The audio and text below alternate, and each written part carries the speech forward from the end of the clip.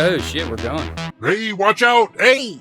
It's me, David Lynch from Out of Time and Space. I just Wanted to warn you that if you've never played Mixtape, there's gonna be a lot of spoilers for the story of Mixtape. so make sure that you played the game before you Watch this video. It's only like 3 hours long. It's only $20, or if you you play it on Xbox. live, I guess. Okay, hey, Golden sunshine, blue skies, all along the way. Okay, I'll see you guys later. It's me, Outside Time by David Lynch. Right. Okay, gotta go back to wherever I was at before doing the things I was doing. Boom! That's right! This is all happening!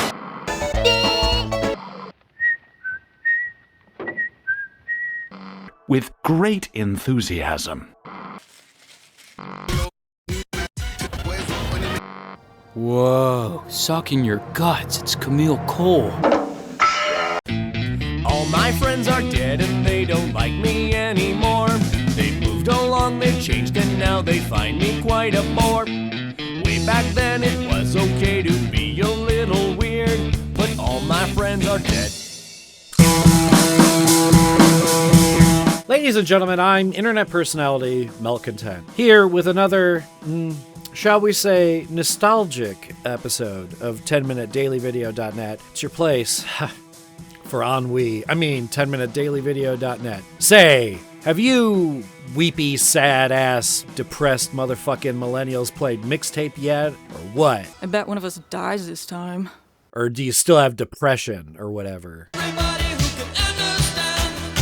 Mixtape is a game. Calling it a game might be controversial because it's sort of an interactive movie. I think it's a game. I think people are mean about stuff that they think they can make some kind of grifter money off of. When I started playing Mixtape, I kind of thought no one was going to talk about it.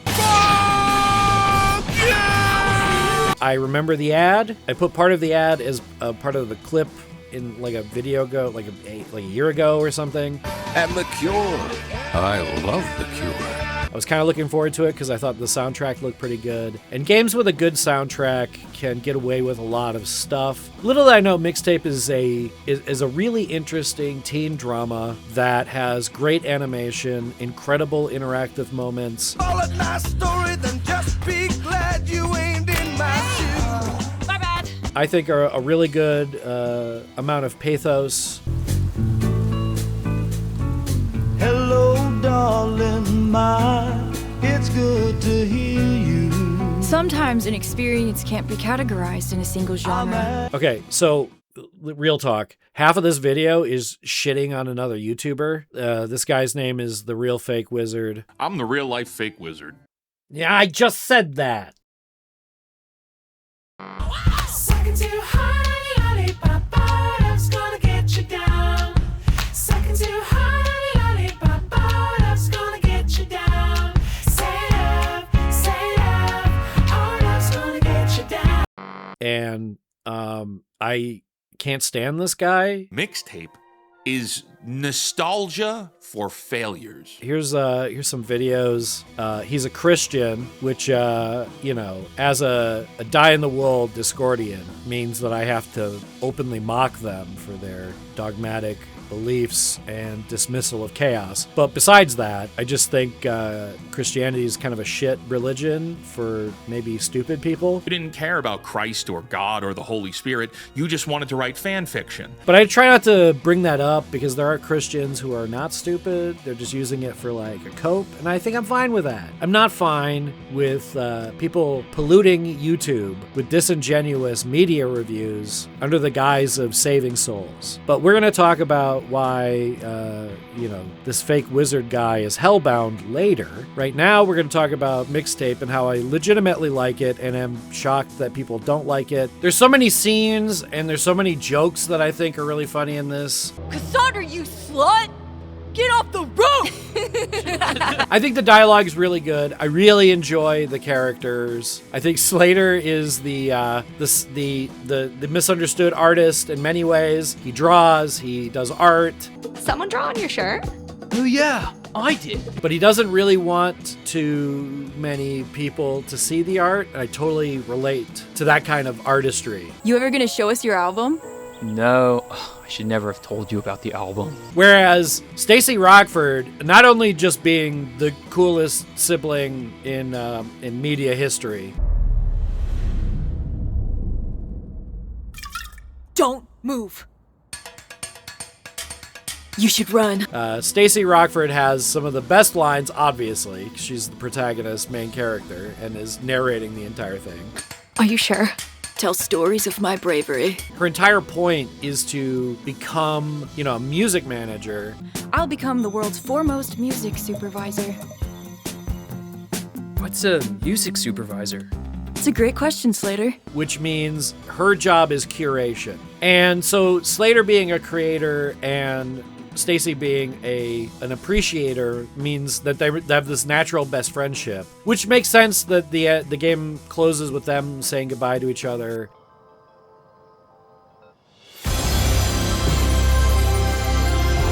And that's actually what got me. It wasn't the nostalgia of the 90s that gave me emotionally connected to the characters. The characters made me emotionally connected to them. I don't need things to be taking place in an era that I vaguely remember from my teenage years. I care because I relate to Stacey and I relate to Slater being best friends being torn apart. I need to go home. The music is great. I think that's just like such a given because the entire thing's built on it's called Mixtape. The music had to be good, and it is very good.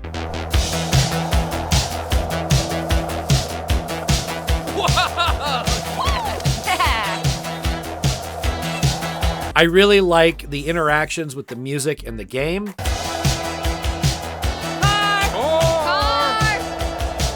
almost ate it. Almost fucking brick.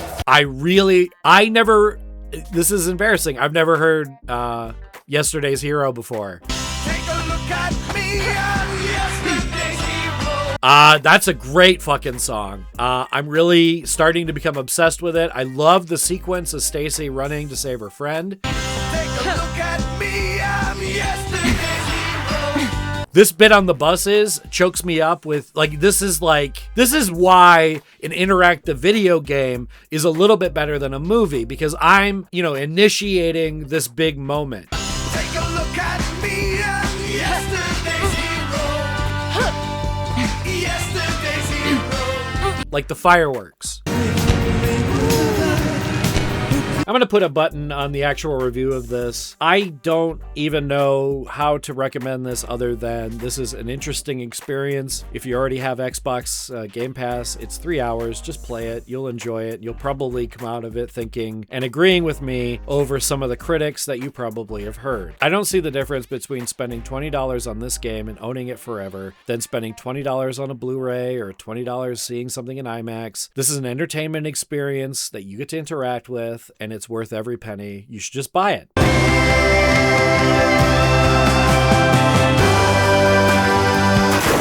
Okay, now let's talk about the real fake wizard. I'm the real life fake wizard. Yeah, I just said that. The preamble for this is that I am naturally very biased against anyone I perceive to be a right-wing grifter. And of the new guys coming out, fake real wizard guy seems like a right-wing grifter. The cosmic horror is decoration to a reality television episode of keeping up with the modern audience. I believe he's going to come out more and more Christian as he goes, but it depends on how the algo treats him, I suppose. I'm disappointed that he's doing this shtick for the sake of, I don't know, anti-woke nonsense. I think he's pretty articulate, and I think the gimmick is kind of funny. It's just a shame that his media analysis is dog water. Somewhere right now, a 38-year-old man is crying on his couch. He just finished a 3-hour video game about teenagers shoplifting and getting drunk in a parking lot, and he thinks he had some kind of spiritual experience. Right off the bat, this video is deliberately trying to trigger anybody who felt anything about the games, because all that happened were some teenagers were fucking around, and you think that means something. Which is, of course, annoying to me, and it derives that this guy is a Christian and can only derive meaning from Christianity. And I'm not saying that out of the blue, out of the pocket, out of nowhere, but he also doesn't say anything else about this fictional spiritual meaning. Like, he goes through this whole video throwing a lot of disparaging remarks without backing them up with anything meaningful. In Mixtape, 3 teenagers in Northern California. No one can convince me that when these grifters recap anything that they watch, they're doing anything but padding for time. I always assume whoever is watching my videos have engaged with the media that I'm talking about already. That's why I get brand new viewers all the time from my drastically different oeuvre of taste. When somebody has the audacity to explain the plot, they're either filling up time, which I think this guy is doing, but he's also doing something else. He's minimizing any of the weight of any of the stuff that happens by saying it like this. Will drive around, shoplift, trespass, drink underage, vandalize a house with toilet paper, and arrive at a party. In the climax, one of the teenagers threatens her police officer father with arson to avoid being grounded. The game frames this as her moment of triumph. Your tone's doing a lot of heavy lifting there, bud. I don't see listing all the story beats out in a flat tone like none of them matter is relevant to anything. You can do that with Hamlet if you really want to. So I don't know. But since you did waste your time doing that, I will point out that it is framed as a big moment for Cassandra, because mostly she's kind of a coward and doesn't Be chill, it's chill. and doesn't face her father. Like, most of the time, her father is a domineering presence in her life, and she's let people down because of it. So her, defiance there means something. But I mean, I guess you wouldn't know. You seem like a narc. It is a $20 emotional manipulation device that exploits a generation's refusal to reckon with the distance between who they were and who they became. I definitely got hung up and confused by this emotional manipulation device pejorative. What art isn't emotionally manipulative? I mean, they all art. I'm trying to think of any artistic expression that is cold and thoughtless and inhuman that isn't trying to say something about that. I mean, it could exist, I guess. But I mean, again, this fake wizard dipshit guy doesn't appreciate this as a piece of art. He's saying it fails as a video game so that it couldn't be anything else. So it's an emotional manipulation device. Every time I watch this video, which is the third time now going through it this time, every time I watch it, that phrase sticks with me. And I know for a fact that this guy's a Christian, and I know for a fact that his Bible is an emotional manipulation device. So I mean, like, what kind of kettle black situation should I be? Is the hypocrisy matter anymore? Post-Trump hypocrisy is pointless to point out, right? My point though, really, with this, is that this guy has a decent vocabulary that he weaponizes to make himself sound like he's a media savvy type person. But he's just grifting and trying to make money off of the right-wing scam. And R believes this stuff, which makes him even stupider. And if by chance I'm being milled right now for content on some bullshit stream that your fake bearded ass is doing, which must be uncomfortable if you stream in that beard, get fucked, God ain't real, and you're a dumb piece of shit. All right, let's back to the video. This is that I wanted to make sure I want to make sure that I said something to you while you were watching the stream, just in case you are. If he isn't, and you're just like a regular watcher, I apologize for calling you. But if it's you, Fakey, suck my Muppet balls. The critical establishment that crowned it is comprised of access economy incentives, demographic targeting, and the Annapurna brand halo. By the way, this is exactly how I know it's a right-wing grift. Complaining about critics liking something is just a grift. I get that Mixtape was probably going to be ignored if it was like lame or bad. You guys wouldn't have cared one way or the other, but you because people like it, and you find somehow an inherent weakness in a game not being enough of a game for you. Now, here's my issue, right? I saw this game like a year and a half ago, whenever it was, 2024 or whatever, when they started putting it out, and I thought it was neat. Experience it for yourself. But you know what I thought in my head? I thought there's probably not going to be a lot of gameplay in the game Mixtape, because it's probably going to be a lot of like stories and animation and music. I mean, what are you expecting? Rockstar's Bully, where you run around and get points for like spray painting or whatever. Not every gaming experience needs to be an open world game where you could just do anything you want to. In fact, that's getting a little boring, I thought. You realize that in a movie, it's much more difficult to play an entire like song. But if you're like skateboarding down a hill, or if you're like running across parking lots, those are moments where you could play the entire song. And then Mixtape isn't just, doing music videos in the middle of a movie, which could be a different criticism if this was just a movie or whatever. But you see, you're playing the game and you're doing stuff during the music bits, and then the music bits connect the narrative tissue because they're very important.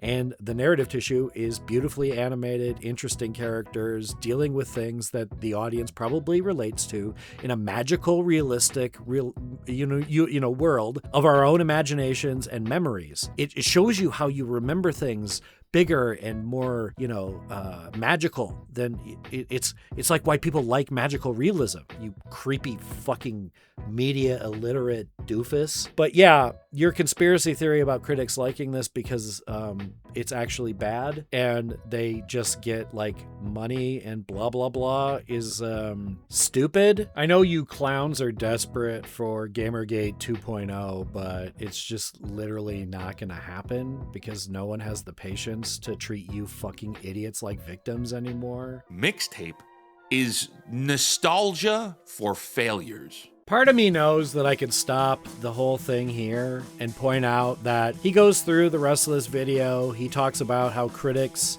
were paid off to like this game.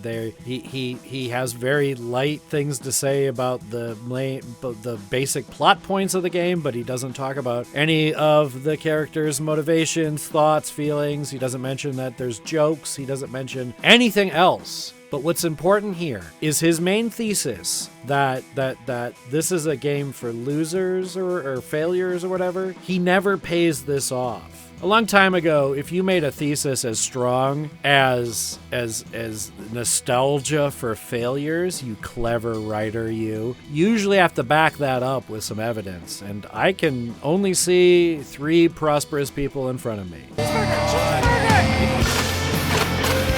Slater, it has maybe low ambition, but a lot of talent, and anyone with a lot of talent can make it, and he seems to be a hard worker when he wants to be. Cassandra is accepted to some college already and could get accepted to any college she wants to. And Stacy has an avant-garde plan, but to be fair, in the 90s, the best way to get into any entertainment industry is to find somebody who does it and become their apprentice. She'll make me her protege. But why? Because my mixtapes bend others to my will. So, all right, fake beard, come on, let's try harder. You fuck. What the game wants from the player is not engagement, but witness. Dude, shut the fuck up. So how did this, a 3-hour interactive film with no fail states and no meaningful player agency, receive perfect scores and enter the Game of the Year conversation? Well, that's easy. It's because everyone is compromised. The critical consensus around Mixtape cannot be trusted because of 3 possible comprised positions. Apologies for the long oh my god.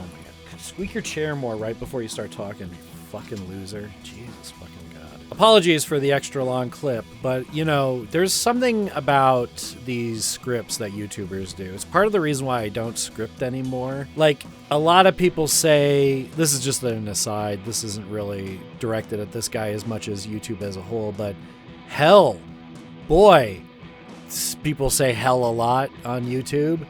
I mean, I'll be damned if I don't hear someone go, hell. It could just be my shoes.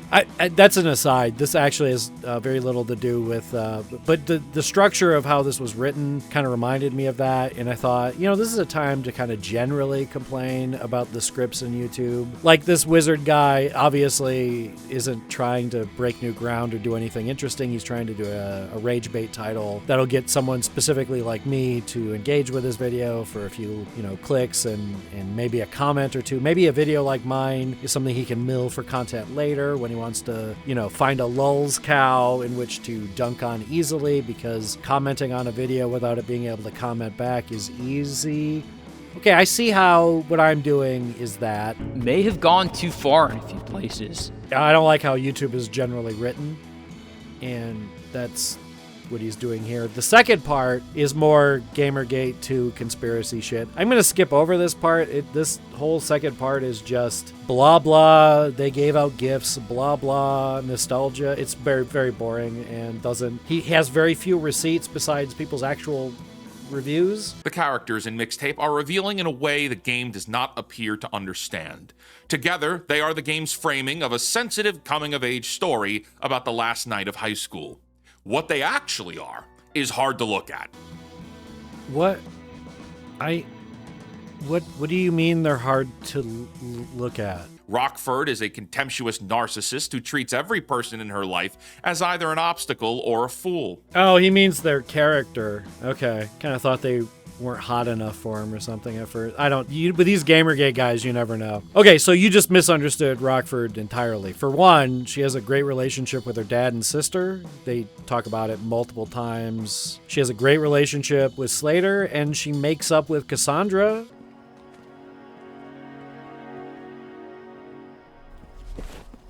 Call me as soon as you get there. I'm sorry I ruined the road trip.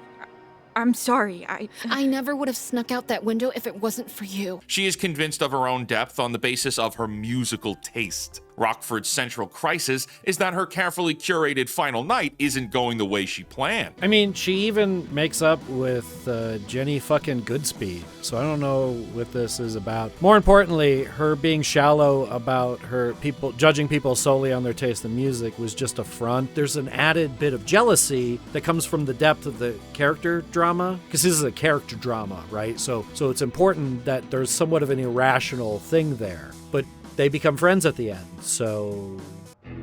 Cool.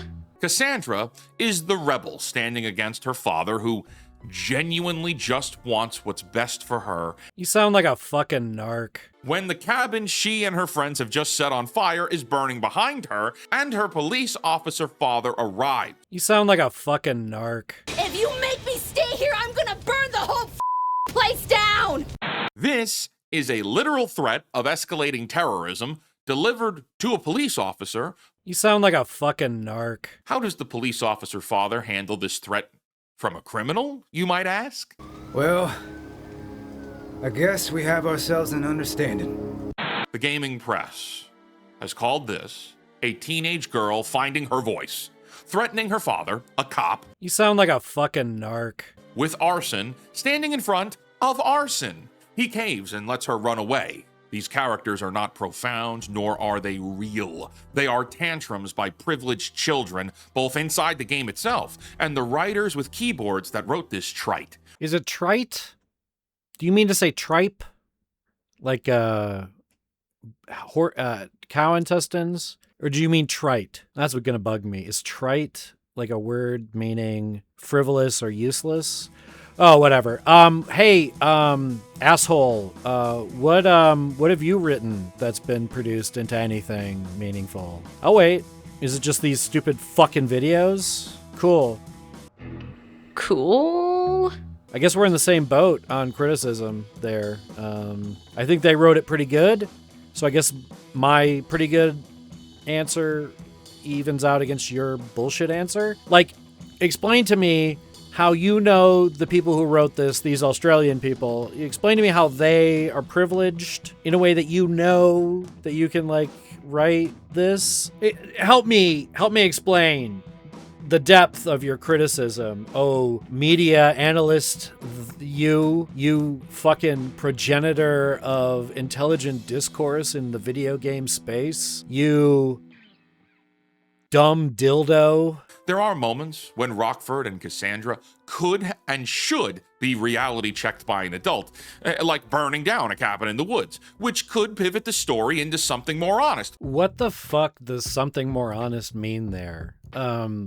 I don't, none of it, the whole thing is fictional. Do you mean reads more honestly? You realize that there are parents that just let teenagers get away with stuff without saying anything to them. They show Slater's mom tries to give them booze, which was a common 1990s practice because people didn't know better, and a lot of the adults were lead poisoned. I don't know if you know, this is pretty bad history of the 1950s and lead. My point is, you know, in the 90s, adults were a little more hands off. So you want somebody to reality check. I don't actually know what you want. Actually, this criticism doesn't make any sense to me.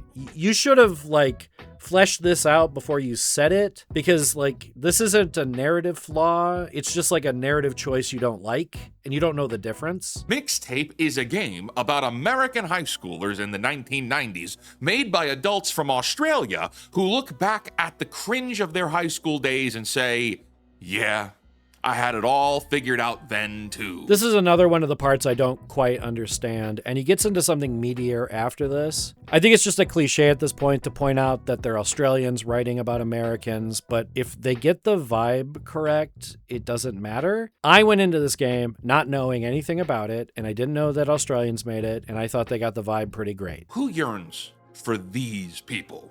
The question now becomes, if these are the characters, what does it reveal about the people who weep over them? To my mind, this sets up something he's probably not really going to pay off aside from my feelings. Boy, he's annoying. This guy's annoying. Did I say that already? If you see yourself in Rockford, you see yourself as someone who dismisses people based on their media consumption and describes her friendships as instruments of control. If you see yourself in Cassandra, you see yourself as someone who threatened her own father to get what she wanted, and they call it empowerment. If you see yourself in Slater, you see yourself as someone who replaces ambition with affability and calls it a lifestyle. If you see yourself as Stady Rockford,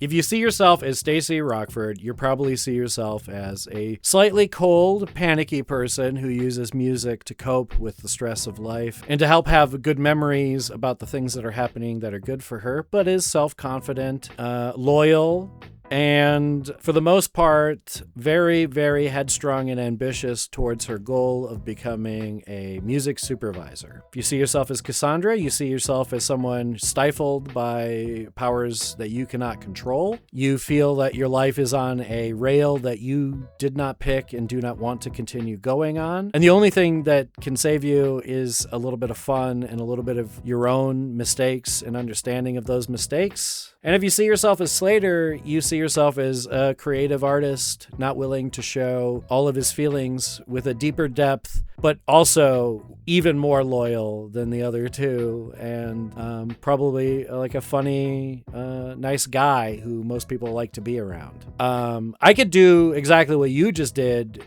but in reverse. Oh, wait.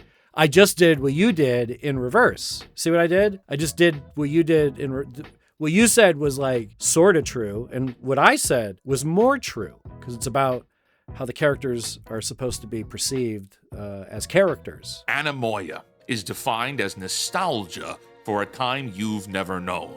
The crucial distinction is that anemoia is built on imagination and not a real experience. It is longing for a projection for what you believe a past era felt like based on things like media, photographs, and cultural artifacts. This is the same psychological mechanic that makes someone receptive to the phrase, "I was born in the wrong generation." No, you weren't.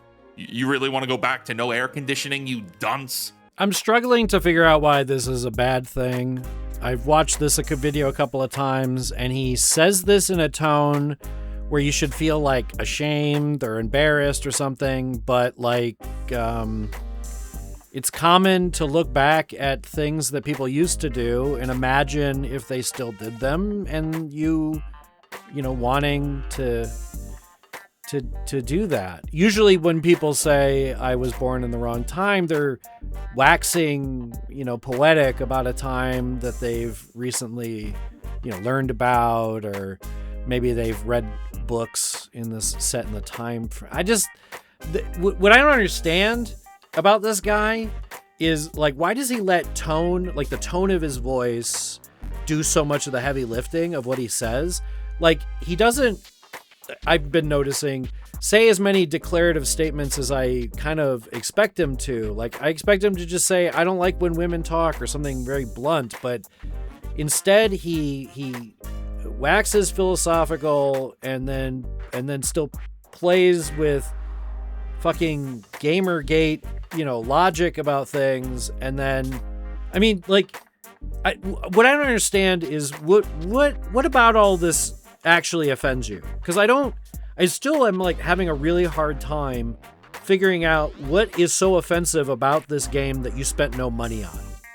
Help me understand your problem with it, because I still actually don't get it, aside from you just bounced off of the story, which, great for you. I don't want to hear you bitching about some other YouTuber not liking a story that you like how a guy walks on water, or fucking pretends, like, makes a guy who is sleeping real hard come back to life, or whatever bullshit nonsense is in your fucking fairy tale novelization of reality. I'm talking about the Bible. You're dumb. The Bible's dumb. You're dumb. You're dumb for liking the Bible. Fuck you. Getting grumpy. When I thought about doing this, I didn't think it would take this long. Well, it's the same mentality of someone who is receptive to Mixtape. Both ideals sell a return to a past that only ever existed as a feeling. Westeros is fake. Narnia is fake. Never Neverland is fake. You can get a lot done with giving the vibes of a place, even if you've never been there. And I've never been to Northern California, but I have been in the 90s. And let me tell you, little guy, I guess you just don't know him any better, but yeah, they nailed the vibe of the 90s. Everything felt like it came from the 90s. Everyone talks like it's in the 90s. Everyone references things that were in the 90s. The music isn't all from the 90s. Did you notice? Did you notice, like, there are hardly any actual 90s songs in this nostalgic game about the 90s? Most of the songs are like from the 60s and 80s. You dumb, poor, stupid fucking sap. So yeah, we're real good. We artists are real good at transporting people to fictional lands like the 90s. Okay, I'm done. I see that this video is like a half hour long. I'm sure he gets to some fucking conclusion, but you know what? I can't be bothered to be this frustrated by a dickless virgin anymore. I'm over it. You know what I mean? Like, sometimes you're absolutely you're cooler, more interesting, and more talented than someone, so you dismiss them as the fraud, grifter, fuck that they are. But you know what? YouTube is awash with a bunch of these fucking crash out intellectual dipshits. They're everywhere, from the Quartering to Ben Shapiro. They all have different budgets. They all waste their money. They all get paid off by Russians, and they're all dipshit, Christian, moralist assholes that can't have any fun. And the second they're caught having fun, they have to explain why they had fun. I don't want to live that way. If you want to live this way, where nothing's fun, and you're like a weird fucking fake beard wearing, dumb hat having, washed up fucker in 10, 15 years, you know, you could rebrand now and be a normal person. It's not too late for you. Like, your videos are on the edge. I mean, some of them are probably more yikesy than others. Ant has only barely noticed you. You know what I mean? Like, you're not quite yet as an infamous bigot, but any day now you could just come out and say something disgusting about trans people or gays, and then that's your whole life. That's what you are for the rest of your life. You're the quartering. Have you seen how the quartering is doing lately? Do you want to be that guy? You want to drive RC cars, big man? Fuck, this is exhausting. I can't believe people do this where they watch like whole videos and like write their little scripts and like go through the whole. How do people do this? This is the worst kind of content. Thanks for watching. Like and subscribe. Fuck this. I don't like hate content as much as I used. I thought maybe this would be funny to call like an obvious dipshit a dipshit over and over, but it's just not. It's not fun. I like talking about things I like. The first half of this video was great. Mixtape is great. Go play Mixtape. Jesus. Like and subscribe. I'm frustrated. I'm hopping mad.